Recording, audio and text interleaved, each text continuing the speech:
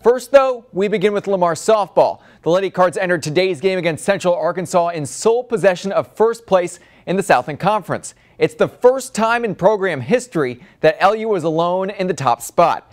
Lamar looking for the three-game series sweep of UCA this afternoon.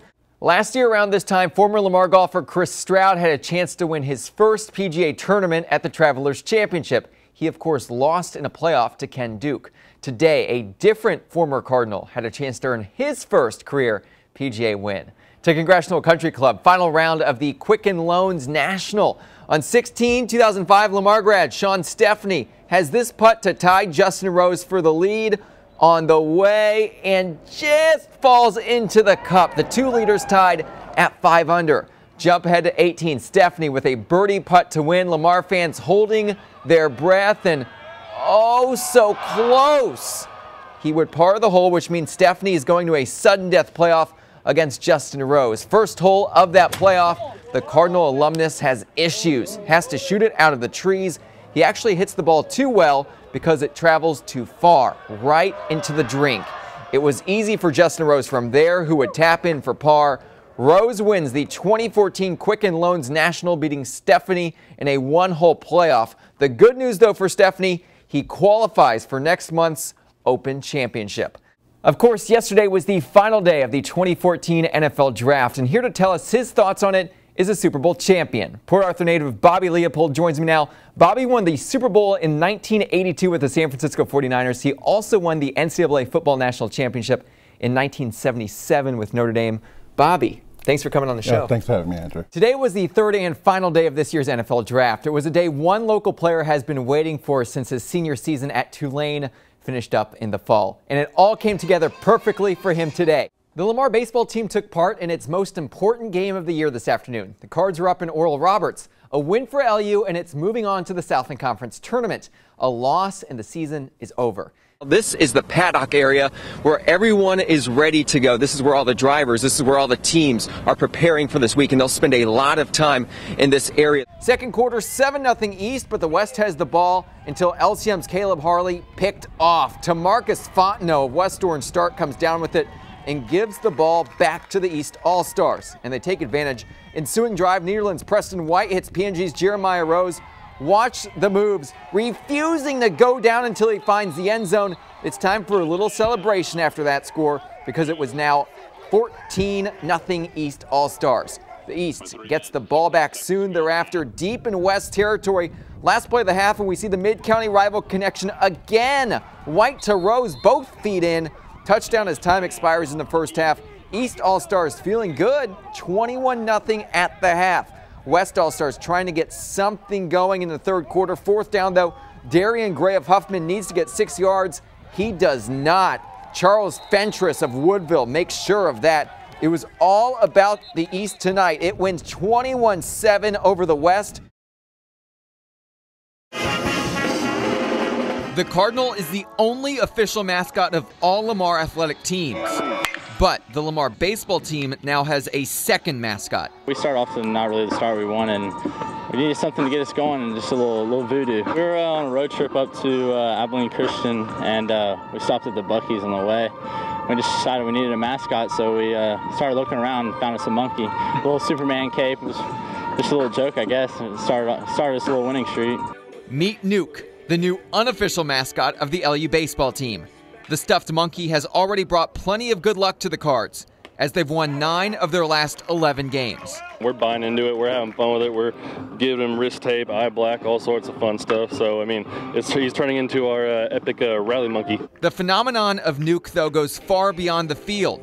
He is already on Twitter and has over 50 followers. I think he gets more followers than any of us. He's turning out to be one of the more famous guys in the club, and I just hope he doesn't big league us too badly. Of course, when Nuke is not on Twitter, he's at the Diamond, watching his beloved Cardinals and cheering them on to victory. We're going to keep riding until he proves differently. Lamar grad student and track star Aaron Bennett always gives it his all during practice, not because he has to, but because he always has. I've always had track in my life just because of my father. I think I've just been brought up in it and I don't know any different. Aaron's dad is Todd Bennett, a former Olympian who won a silver medal during the 1984 Olympics. He was part of Great Britain's 4x400 relay team. You know, you sit down, you think, all right, not many people have done this. You know, he was running in front of 90 plus thousand people in Los Angeles. So that's a big achievement. Track must be in the family's genes because Aaron quickly took up the sport in which his dad found so much success. Was there pressure on you to succeed at an early age? I wouldn't say I had any pressure whatsoever to go follow his footsteps at all.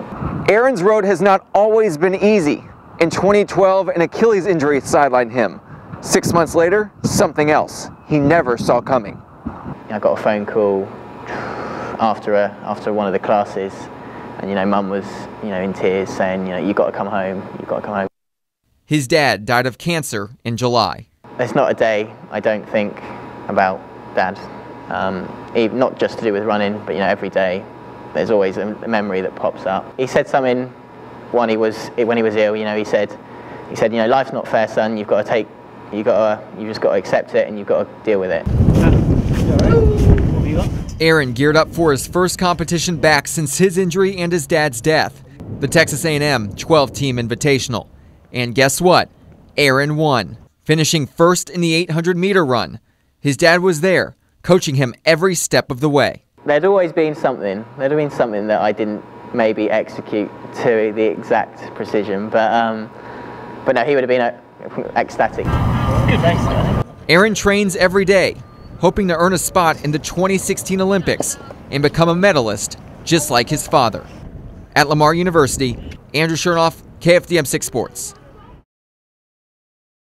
And Earl, you have a nice new look. You shaved it off, I think, at the end of training camp. How's that working out for you? They want me to model now, man.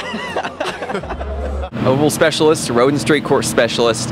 If you guys were in a go-kart race, let's say right over there I saw some go-karts, who would win, Mike? I think it'd be pretty close. Ed can make his car pretty wide when he wants to. So.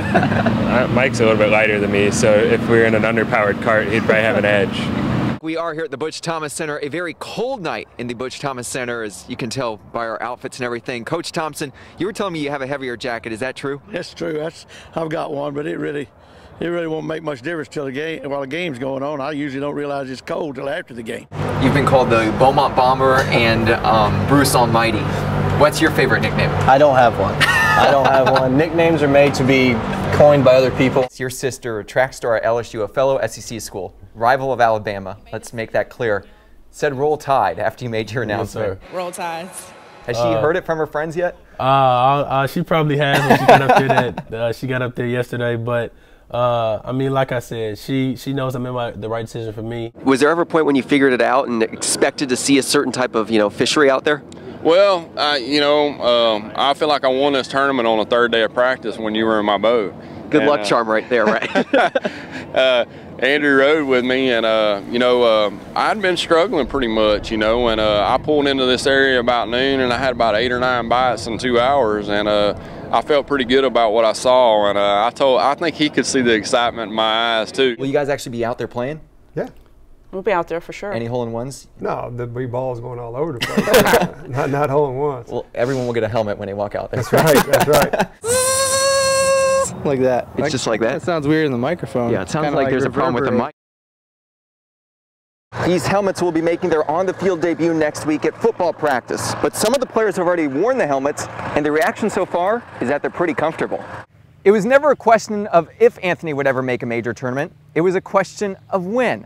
Anthony's dad always knew his son had something special, way back even when Anthony was in 8th grade, when he reached into the cup here on 18 at the Beaumont Country Club and claimed the men's club championship. Should Willie Jefferson make the Texans roster, he would get to play an NFL game in that stadium. But playing at Reliant Stadium is nothing new for Willie. Those comments foreshadowed what would happen this weekend. Knights firing after nearly 3 seasons as Lamar men's basketball head coach. In the Montaigne Center, Andrew Chernoff, KFDM 6 Sports. Coach Lee went on to say after the game that there will be tears shed by his team tonight, but that the team will be back at it soon because he expects the Jaguars to be playing right back here next season. In the Frank Irwin Event Center, Andrew Chernoff, KFDM 6 Sports.